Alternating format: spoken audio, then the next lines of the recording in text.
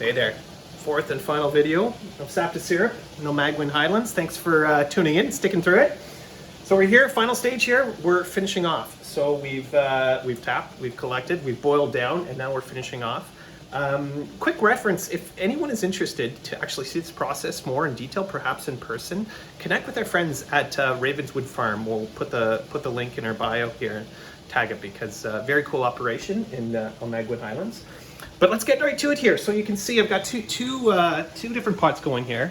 They're just at different levels of completeness. And actually this one here, which we're going to filter and strain right now, was from that same batch that we boiled down in the third video. So it went down from 20 liters. So basically all that this comes down to is temperature, which is why we want to do it in a controlled environment like inside here. The temperature you're looking for, here's a sugar thermometer. It's actually not working completely properly, but it does the trick. We're looking for that magic temperature of 219 degrees Fahrenheit to be quite exact. You go much over that and you get into other types of maple sugared products or even burning it, right? So it's super sensitive when you see it at this stage. You can also do what's called the drip method, which I've experimented with a little bit.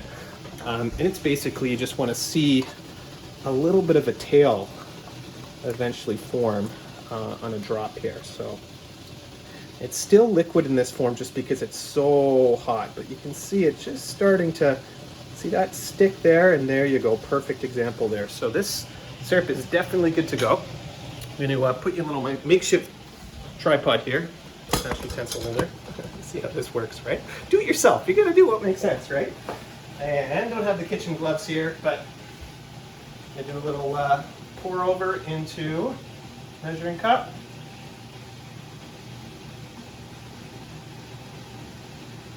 Get most of it there. I'll get a second batch in a second. You can see what I have here. It's just a mason jar, and I've attached again same filter material that we're using to strain and filter the sap during the various stages. So I'm just going to pour very carefully here. Get a better look here. Camera down, and yeah, very careful. I'm going to keep on adding this now syrup to the filter operation here. And if I had a larger surface area, this would probably go quicker.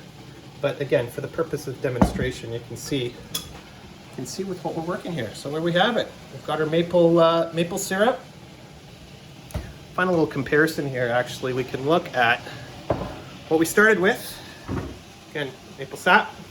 It's just like semi-boiled down, sort of half and half, super sugary. So it tastes way more like maple syrup than it does sap.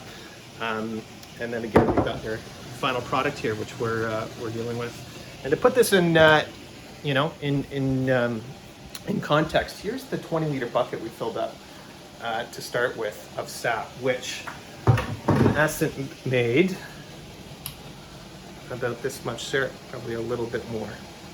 So there we have it. Sap to Syrup, the Almaguin Highlands. Thanks so much for tuning in, and yeah, please do check us out. Subscribe to our join our newsletter. It's a great way to stay in touch, and looking forward to seeing you all folks soon. Thanks again for tuning in.